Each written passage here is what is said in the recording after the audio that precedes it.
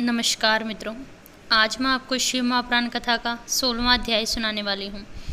मान्यता है कि श्रावण मास में शिव महापुराण की कथा सुनने से महादेव अत्यंत प्रसन्न होते हैं और मनवांछित कामना की पूर्ति करते हैं। ये 16वां अध्याय है। इससे पहले के 15 अध्याय मैं ऑलरेडी अपने चैनल पर डाल चुकी हूँ। भगवान शिव का गंगा अवतरण तीर्थ में तपस्या के लिए जाना।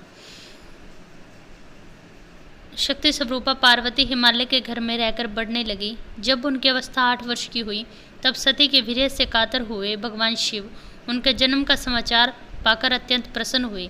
नारद उस अद्भुत बालिका पार्वती को हृदय में रखकर वे मन ही मन बड़े आनंद का अनुभव करने लगे। इसी बीच में लौकिक गति का आश्रय ले शंभु ने अपने मन को एकाग्र करने के लिए तप करने का विचार किया।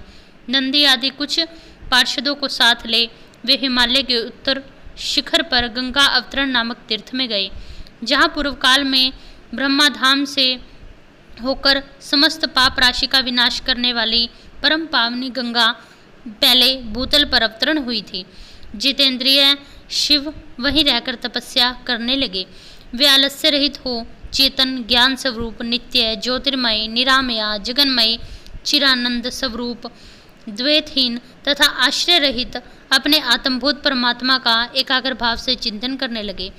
भगवान हर ने ध्यान प्रायण होकर नंदी भृंगी आदि कुछ अन्य पार्षद गण भी ध्यान में तत्पर हो गए। उस समय कुछ ही परम गण शंभु की सेवा में रहते। वे सबके सब मौन रहते और एक भी शब्द न बोलते। कुछ भगवान शिव के द्वारपाल बन गए। इसी समय गिरिराज हिमावन उस औषधि बहुल शिखर पर भगवान शंकर का शुभ आगमन सुनकर उनके प्रति आदर की भावना से वहां गई। वहां जाकर सेवकों सहित गिरिराज ने भगवान रुद्र को प्रणाम किया, उनकी पूजा की और अत्यंत प्रसन्नता से हाथ जोड़कर उनका सुंदर सत्वन किया। फिर हिमालय ने कहा, प्रभु मेरे सौभाग्य का उदय हुआ जो आप यहाँ पधारे। आपने मुझे सनाथ कर वर्णन किया है कि आप दीनवत्सल हैं। आज मेरा जन्म सफल हुआ, आज मेरा जीवन सफल हुआ, आज मेरा सब कुछ सफल हुआ, क्योंकि आपने यहाँ आने का कष्ट जो उठाया है। हे महेश्वर, आप मुझे अपना दास समझकर शांत भाव से मुझे सेवा के लिए आज्ञा दें। मैं बड़ी प्रसन्नता से अनिश्चित होकर आपकी सेवा करूँगा। ब्रह्मा जी कहते हैं, नारद, गिरिराज का यह वचन सुनकर महेश्वर ने किंचित आंखें खोली और सेवकों सहित हिमवान को देखा।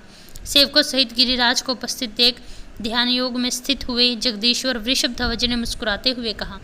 शिव बोले, शैलराज, मैं तुम्हारे शिखर पर एकांत में तपस्या करने के लिए आया हूँ। तुम कोई ऐसा प्रबंध करो जिससे कोई भी मेरे निकट न आ सके।